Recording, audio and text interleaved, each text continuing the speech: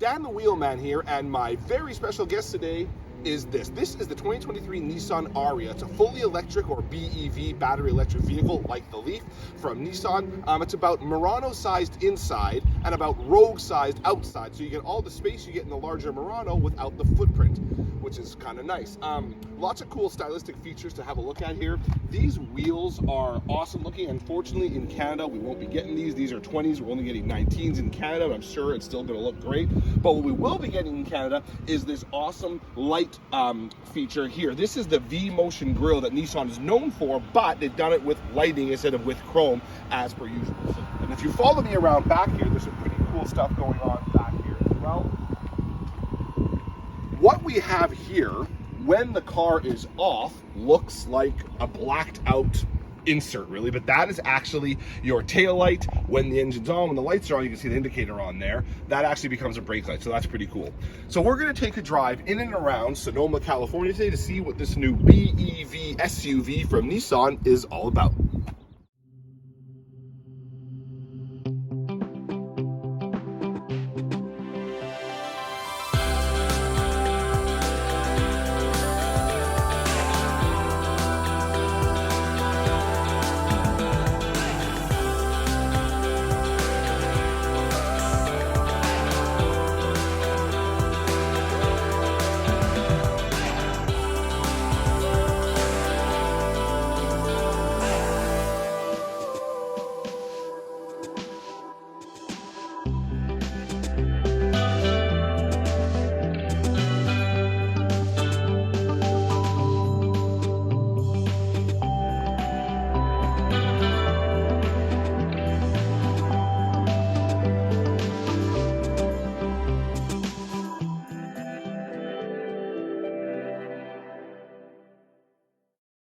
So here we are on the beautiful coast of California, up in Napa Valley, Sonoma region, and we're at the wheel now of the 2023 Nissan Ariya.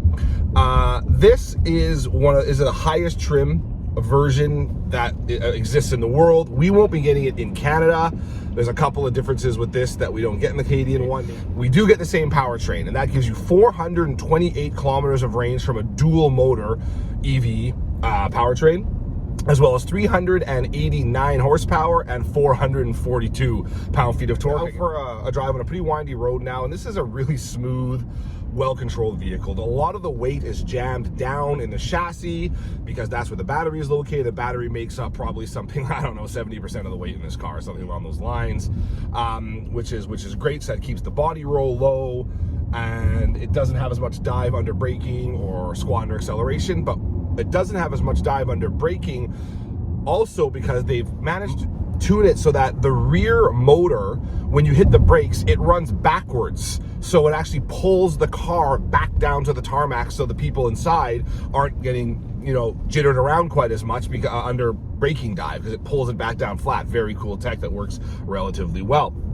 And then of course there's the power delivery. I'm in normal mode right now, but because this is a EV car with direct power to the wheels and no transmission to worry about, power delivery is instantaneous. So it's meant to be smooth and quiet, and it covers those bases really well. And on top of all that, in addition to driving smoothly and quietly, you want to be serene in the car. And what they've done is they've opened up the space by having a nice big moonroof here. They have a center console that slides back and forth, so it's a completely flat floor here, both here and back, which gives you more interior room, which is why you have almost as much room in here as the larger Murano, but you only have the footprint of the smaller Rogue. So it's kind of a neat mix because they've pushed the wheels all the way to the corner and given you a flat floor with plenty of room inside. And then there's all sorts of cool tech in here as well. You've got various drive modes, sport, which transitions to rear wheel drive a little more quickly, snow. You have what's called E-Step, which is it's not the E-pedal like what you find in the Nissan Leaf. So when you're in stop and go traffic in the Leaf and you have your E-pedal activated, you don't have to ever hit the brake. It brings you all the way down to stop just by releasing the throttle. This doesn't have that. This has E-Step, which does bring your regen up a little bit more, but it never takes you down to a full stop. It's not that aggressive because, again, they want to keep it comfortable in the Ariya more so than the Leaf. They're two different kind of vehicle segments really aimed at different customers.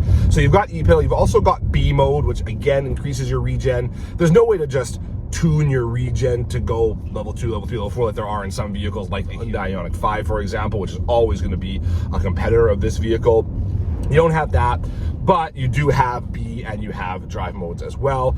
And then there's all these other cool kind of Easter eggs things. There's this tray that folds out from underneath the dash here, underneath the center stack, and it comes out and it can be used as a storage area for sure, but it can also be used as a flat surface so that when you're charging your car, which by the way can be done 10 to 80% in about a half hour on a 130 kilowatt charge, which is the highest charge level this can go. Anyway, it's a DC fast charge system. So while you're charging, you can pull that tray out and put your iPad there and watch a movie or The Wire or something. The Wire, electric car, yeah, whatever. And that's pretty cool too. In addition to sending power to different places when sport mode, it gives you some noise too. Have a listen.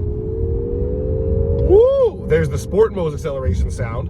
And then if we go back to normal mode here, you don't have it anymore. I like sport mode though, so we're gonna keep it there. Kind of sounds like a GTR, doesn't it? I don't know about that, but sounds kind of cool. And another interesting piece of tech, we also have a digital rearview mirror, which you can change just by flipping it like that, which I'm big fan of. Digital rearview mirrors are great because doesn't matter what you have in the back seat or how small your rear window is, you always get the same view of the mirror. Big fan. They have mainly haptic touch surfaces in here to adjust your climate, to adjust your drive modes. Not a big deal. I prefer more traditional buttons and knobs. This is kind of how I am, but you do have a traditional volume knob as well as an on-off button for your sound system, so that's fine. It's a Bose sound system, if anyone's asking. But they've set this haptic panel against a really nice wood finish here, very luxurious. I'm reminded of the BMW iX in here, and that's pretty high praise considering this car starts at about 53 grand, which means it does qualify for both the federal $5,000 incentive in Canada and the $3,000 incentive in BC. iX costs, I don't know how much, but a lot more than 53 grand. I'll put it here on the screen when I know, but it has that feeling in here, especially in this special edition that's got some Alcantara suede inserts plus the wood I mentioned, which I think is great. Dual 12-inch displays thereabouts for your gauge cluster and your infotainment system. It's in that gauge cluster where you can also make use of the quasi autonomous driving that you have. In this US model, it's got Pro Pilot 2.0, or Pro Pilot Assist 2.0, which is really very much hands-free driving on a number of roads. It will change lanes for you. All you have to do is keep a hand on the wheel. It will do all the steering. It will look for the traffic, and it will keep you in the lane as well. I drove, can't really do it here because we're on quite a twisty road. That's not a safe place to do it. But I drove for probably about 15 miles on the expressway with my hands off the wheel and my feet off the pedals, which allowed me to have a drink or read the paper. Not read the paper, there's a camera here that tells you to look ahead, so don't do that.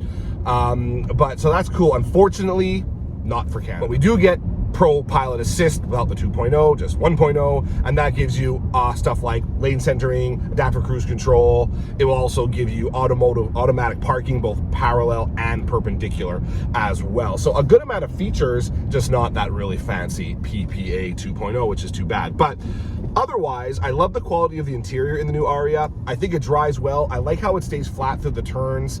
I like how the power can be shuffled both front and back and left to right to keep you on the straight and narrow as much as possible, how the drive modes affect your the way the power is distributed. And there's a gauge here in the cluster that shows you where the power is going. I like all that stuff.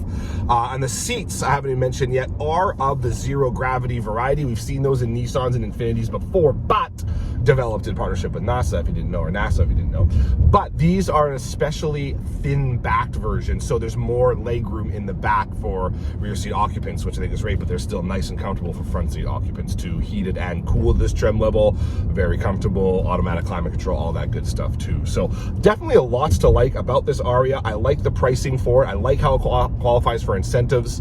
That's a big plus, and I think it looks great as well. It's got some really kind of neat stylistic touches like I talked about before in the intro. So that's just a quick look at the 2023 Nissan Ariya. Hope you enjoyed it. If you haven't already subscribed to the channel, please do. If not, no hard feelings, of course. You can follow me on Twitter at Dan the Wheelman and on Instagram at Dan the Wheelman as well. So thanks for tuning in. Until next time, this is Dan Heyman signing off from Napa Valley.